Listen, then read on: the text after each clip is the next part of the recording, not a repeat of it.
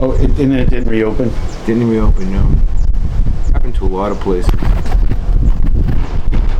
It's okay? Yeah, it's great. You look marvelous. Oh, thanks, honey. Even though I'm Hungarian, I look marvelous. Well, we Thanks. can't help, you know, there's the raw superior materials race. are a little bit different. What can I say? I've got the goods. All right. Oh, this is PBS. Are you going to do again. 2 and 1?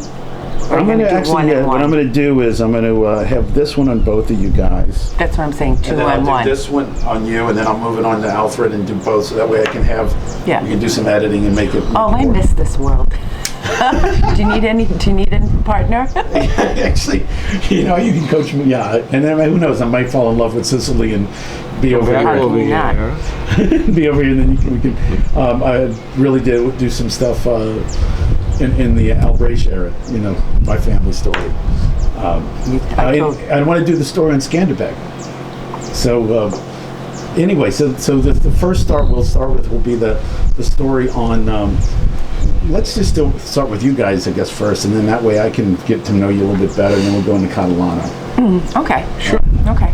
Are we So rolling? Yeah, we're rolling. Okay. Go ahead and go. Which camera? You can start to here. Well, you go first. It's your Mr. Sicily.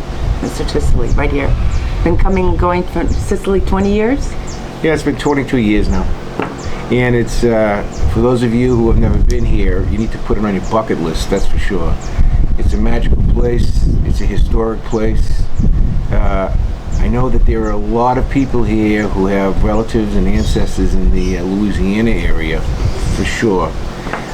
We have calls and contacts and emails all the time from folks in Louisiana, a lot of them. I won't say Texas, but I will say go Tigers. That's what I will say.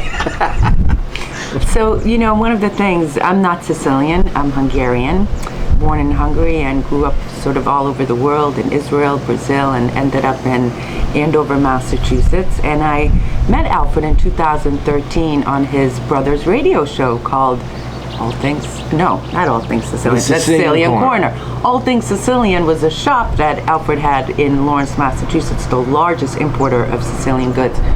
And I remember interviewing Alfred, and should we wait a second?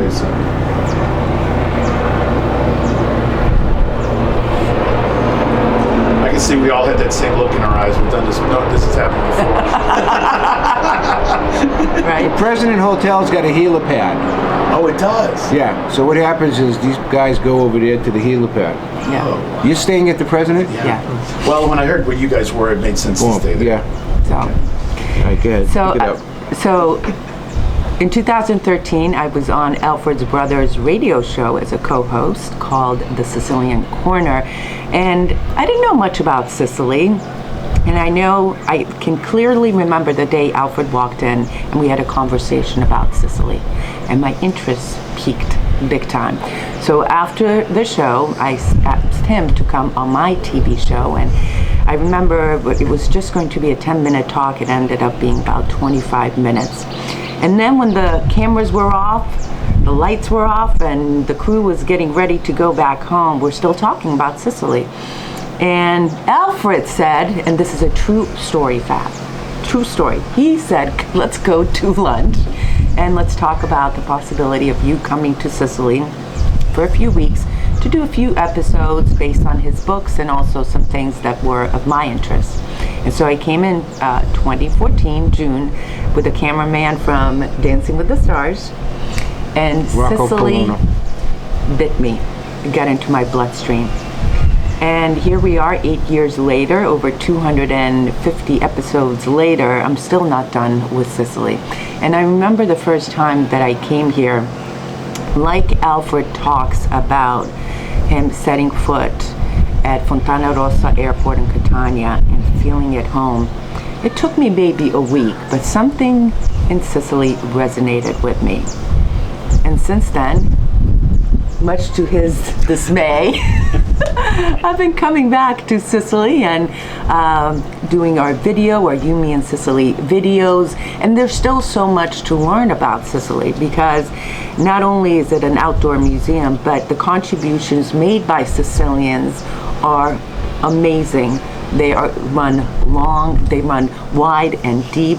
The contributions in math, science, architecture, music, all types of things that Sicilians, maybe you have heard, maybe people say, oh, they're Italians, but Sicilians have made to Western civilizations are very remarkable.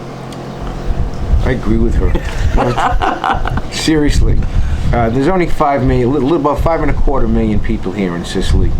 Sicilians, all right? In the United States, there's over 12 million. So in other words, Sicilian American population, those of Sicilian extraction in the United States, is over double that it is here. That's number one. And number two, between the two groups, who's got the money? The answer is the American Sicilians. That said, the American Sicilian community, in my experience over the last 22 years of being here, is not really up to speed on the history of Sicily, the economic situation in Sicily, the political situation in Sicily, and I call those types of people who say, yes, I'm Sicilian, and they wave a flag and that's about all they know about Sicily, I call them cannoli eaters. And that's really all they know about, is a cannoli or a pizza. But you know, if you put Sicily on a map, they'd have a hard time to talk intelligently about it.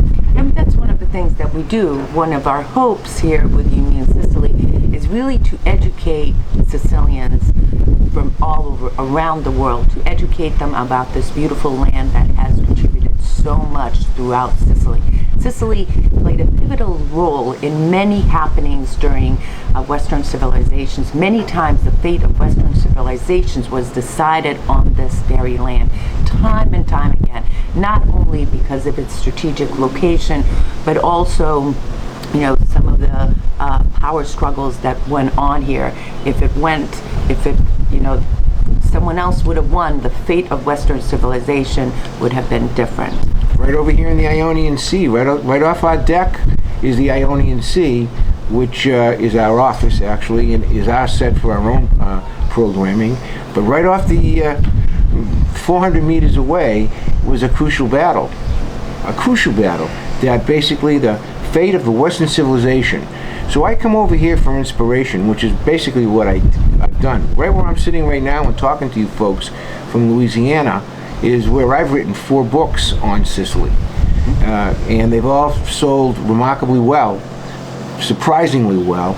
I really wrote them for my kids. And here it is, just about finishing my 5th book, and it's still a lot to tell. What do you think, Bunny? Do you have any questions for us? I'm going to take a quick break there. Okay. One thing I like to do is